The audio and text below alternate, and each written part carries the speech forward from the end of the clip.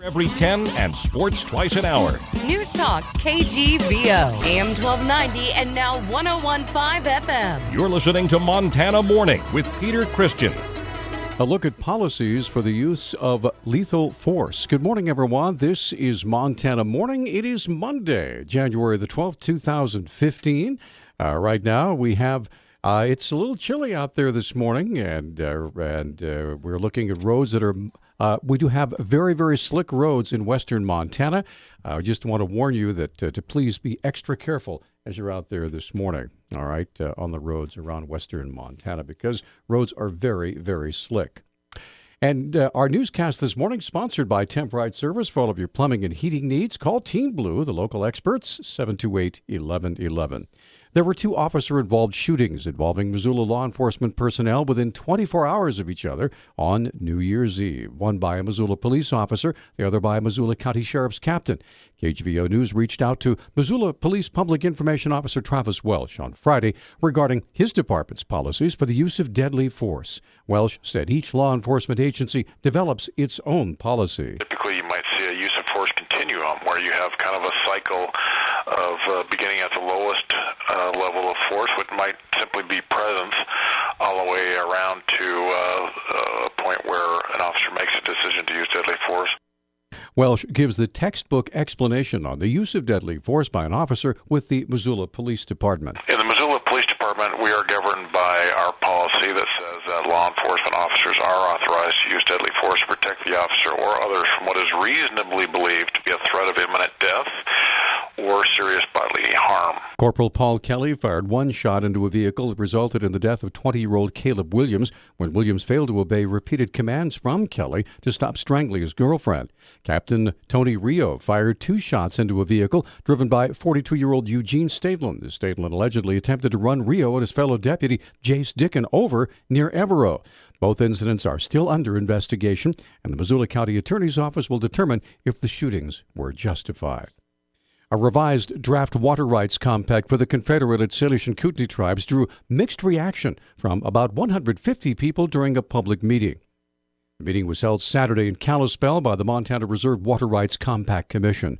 The proposed compact would quantify the tribe's water rights in western Montana and obligate the state to spend $55 million to improve the Flathead Indian Irrigation Project. It's the result of more than 10 years of negotiations among the state tribes and the federal government. A final public meeting to discuss the compact will be held tonight in Helena.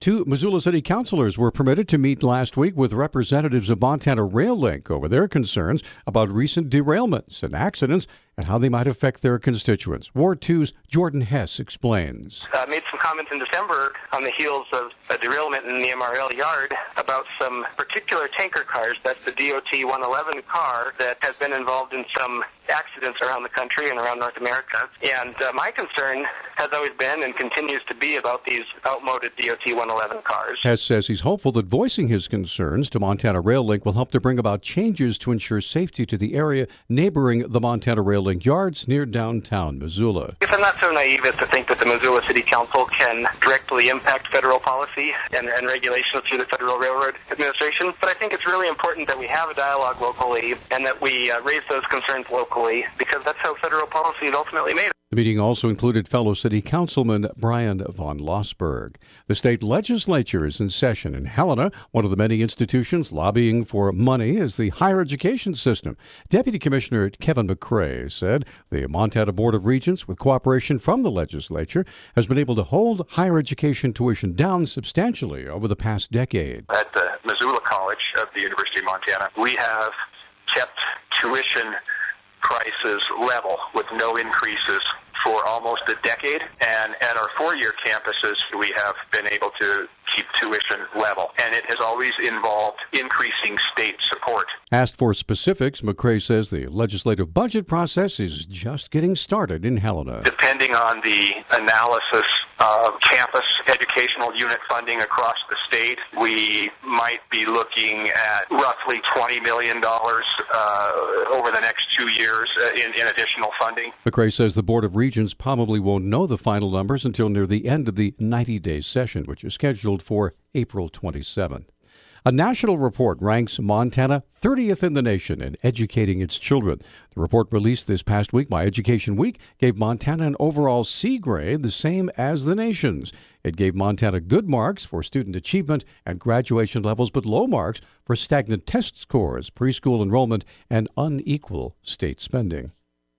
Video gambling generated nearly $57 million in tax revenue for the state of Montana in fiscal year 2014. The state Justice Department's Gambling Control Division says last year's video gambling revenue totals were 0.2% lower than fiscal 2013. Video gambling taxes go into the general state fund. Will lower gasoline prices boost the state's economy as consumers and businesses enjoy the savings, or will they produce an oil bust in the Bakken? That's one of the key topics to be covered at the 40th Annual Economic Outlook Seminars beginning later this month. Chairman of the UM Bureau of Business and Economic Research, Patrick Barkey, says the impact will be universal in Montana. There's hardly an industry anywhere that's going to be unaffected, and it's not all good news. For state government, for example, it's probably not good news. Revenue streams are going to be impacted by prices immediately.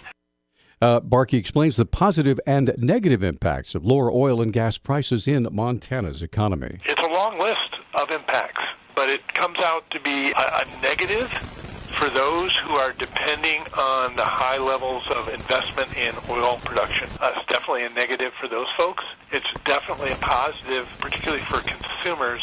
The series begins in Missoula Friday, January 23rd at the University Center and will continue at 8 more locations throughout the state through March 18th. As the 114th Congress convened this past week, U.S. Senator John Tester says he's not daunted by his new status as the lone Montana Democrat in Congress, or by the fact that his party is now in the minority in the Senate. Tester says it's similar to his days in the Montana state legislature when he was also in the minority party.